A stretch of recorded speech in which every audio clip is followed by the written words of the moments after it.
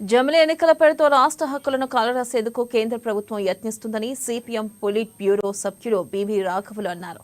ఇక నల్గొండ జిల్లా మిర్యాలగూడలో సిపిఎం పార్టీ ఆధ్వర్యంలో నల్గొండ జిల్లా 21వ మహాసభల సందర్భంగా పట్టణంలో భారీ ప్రదర్శన ర్యాలీ నిర్వహించారు. ఈ కార్యక్రమంలో ముఖ్య అతిథిగా బివి రాఘవులు పాల్గొన్నారు. ఎన్ఎస్పీ క్యాంపు గ్రౌండ్లో బహిరంగ సభ నిర్వహించారు. దేశంలో అన్ని రకాల ఎన్నికలను ఒకేసారి నిర్వహించేందుకు హేతుబద్ధత లేని సాకులను మోదీ ప్రభుత్వం చెబుతుందని ఆరోపించారు. ఇక రాజ్యాంగ స్ఫూర్తికి ఇది విరుద్ధమని చెప్పారు. ఒకే దేశం, ఒకే భాష, ఒకే సంస్కృతి, ఒకే వివాహ వ్యవస్థ ఉండేలా బీజేపీ, ఆర్ఎస్ఎస్ కుట్రలు చేస్తున్నాయని రాఘవులు మండిపడ్డారు.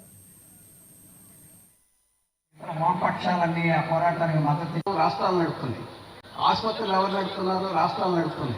మరి కరెంట్ ఎవరు ఇస్తున్నారు? రేపు వైద్యం, రేపు ఇరిగేషను, ఇటువంటి అయోధ్య రామాలయానికి సంబంధించిన కోర్టు చట్టం కావాలి, గిట్టుబాటు ఇచ్చేసానికి చెప్పేసి మళ్ళీ ఇతర వామపక్షాలన్నీ ఆ పోరాటానికి అదేంటంటే ఒకే దేశం ఒకే ఎన్నిక. మీరు అందరూ ఎదురు చూస్తున్నారు.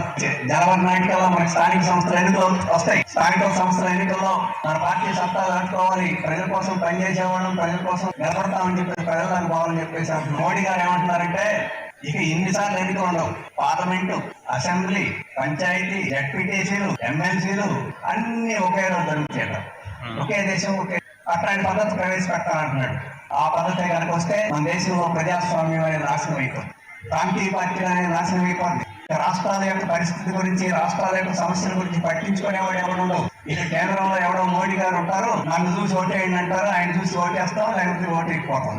ఇక్కడ మనకి తెలంగాణ వెనకబడిపోయింది, నల్గొండ జిల్లాలో వెనకబడి ప్రాంతాలు ఉన్నాయి, మనకి ఎస్ఎల్పిసి కెనాల్ కావాలి. ఈ సమస్యలేమి వీడి గురించి మాట్లాడేవాడు ఉండడు.